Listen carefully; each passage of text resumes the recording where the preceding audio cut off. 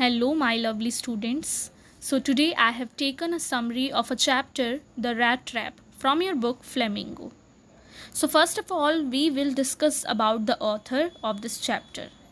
The author of this chapter is Selma Lagerlöf. सल्मा लेजरलॉफ जो हैं वो हमारी एक स्वीडिश राइटर हैं जो कि 1909 में लिटरेचर में यानी साहित्य में नोबेल प्राइज़ जीतने वाली पहली महिला थी। उनकी सबसे याद की गई किताब का नाम है the wonderful adventures of Niles. शुरू में एक शिक्षक के तौर पे यानी टीचर के रूप में 1895 में उन्होंने लिखने के लिए अपने आप को पूरी तरीके से समर्पित कर दिया था यानी डिवोट कर दिया था अपने आप को।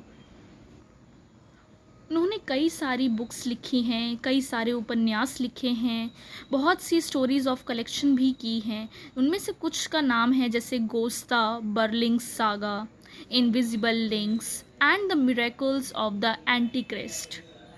ये उनकी कुछ खास किताबों का नाम है। तो ये हमने कुछ बातें जानी अपने ऑथर के बारे में, सल्मा लेजरलॉफ।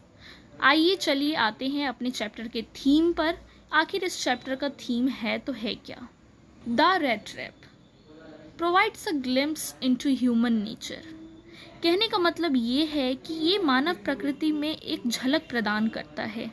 यह कहानी इस तथ्य पर भी जोर देता है कि हर इंसान के अंदर गहराई से देखा जाए तो अच्छाई छुपी होती है, जिसको सिर्फ और सिर्फ जागृत किया जा सकता है अपने प्यार और समझ से। और हमारी इस कहानी में इसी तथ्य पर प्रकाश डाला जा रहा है कि हर इंसान के अंदर एक एसेंशियल गुडनेस होती है। हाँ, ऐसा हो सकता है कि कभी कभी कुछ सर्कमस्टांसेस और सिचुएशंस के कारण कोई इंसान अपना आपा खो बैठता है या अपना विवेक खो देता है, लेकिन जब उसी इंसान को प्रेम और स्नेह दिया जाता है तो वो अपने कैरेक्टर को बिल्कुल डिफरेंट रूप में बदल देता है, उसके कैरेक्टर को बिल्कुल डिफरेंटली दिखाया जाता है। तो ये थी हमारी छोटी सी थीम इस चैप्टर की। चलिए आते हैं अब हम अपनी समरी पर। यह कहानी एक पेडलर की है जो तार के रेड ट्रैप्स बनाकर बेचा करता था। वो रेड ट्रैप्स जो ये भीख मांगा करता है या फिर उसे चोरी करके लाता है। वह एक वेगाबॉन्ड है। वेगाबॉन्ड मतलब यह है कि वह एक आवारा है। उसके पास रहने के लिए कोई घर नहीं है और कई बार तो उसको खाने के लिए भोजन भी नहीं मिलता है। लाइफ उसके लिए बहुत ज़्यादा डिफ़िकल्ट हो गई है।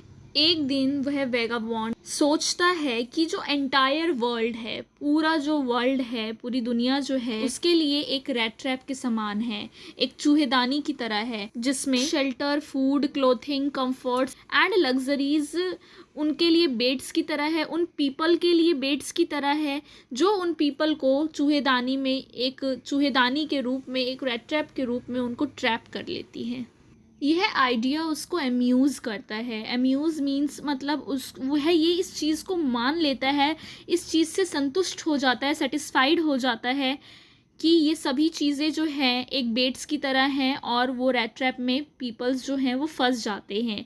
लेकिन वो यह इसलिए सेटिस्फाइड हो जाता है, इसलिए इन चीज़ों को मान लेता है क्योंकि वह इन सभी चीज़ों से वंचित है और वह इस चीज़ से संतुष्ट है।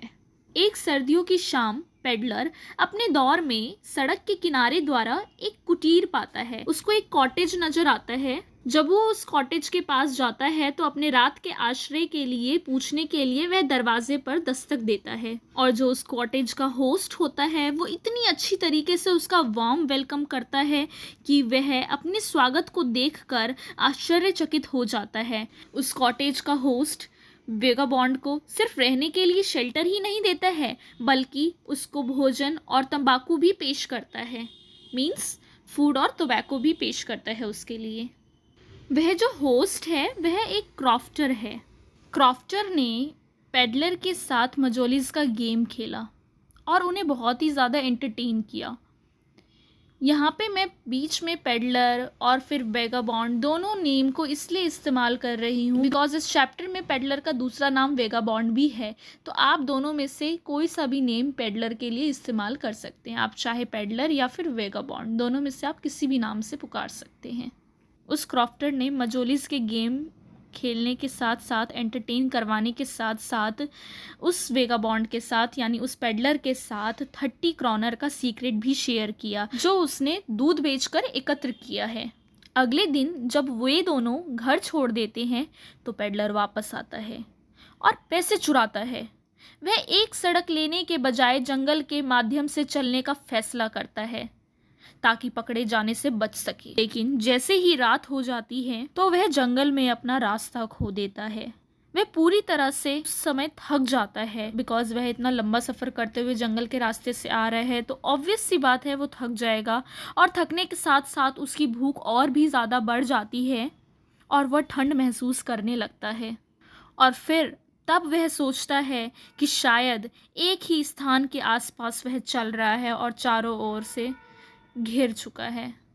तब उसे पता चलता है कि शायद एक ही स्थान पर वह बार बार भटक रहा है।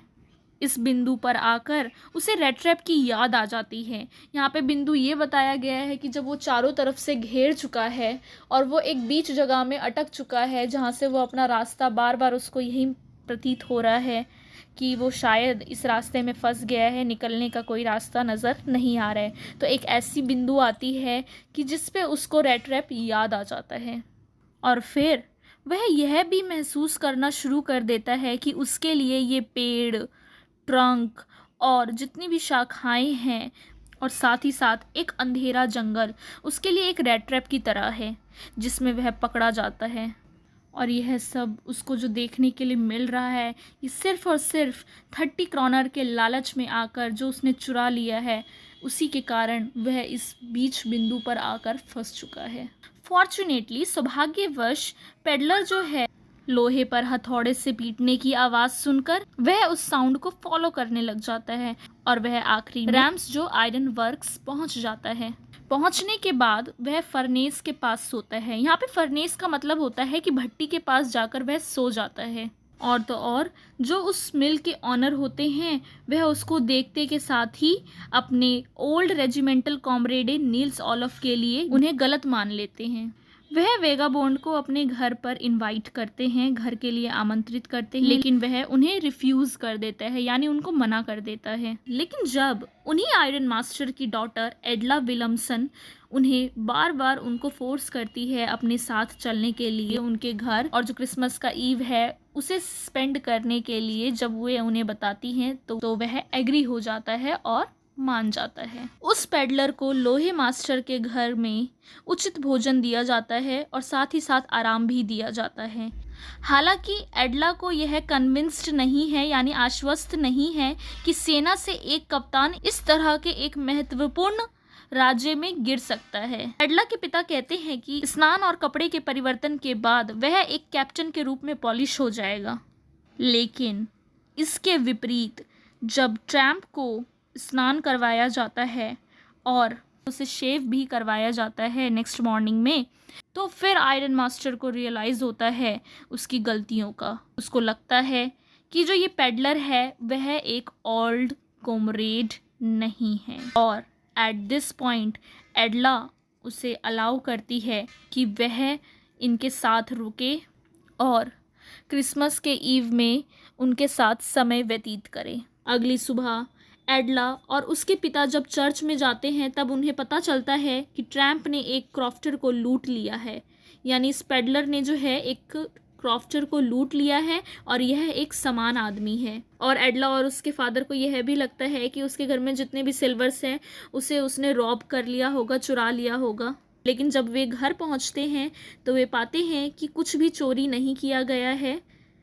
ट्रैम्प पहले ही चला गया है, यानी पेडलर जो है वो पहले ही चला गया है। उस पेडलर ने एडला के लिए रेड ट्रैप वहीं छोड़ दिया और साथ ही साथ क्रिसमस प्रेजेंट के रूप में एडला के लिए एक नोट भी रखा हुआ है उसने, और साथ ही साथ 30 क्रॉनर भी उसने वहीं रख दिए।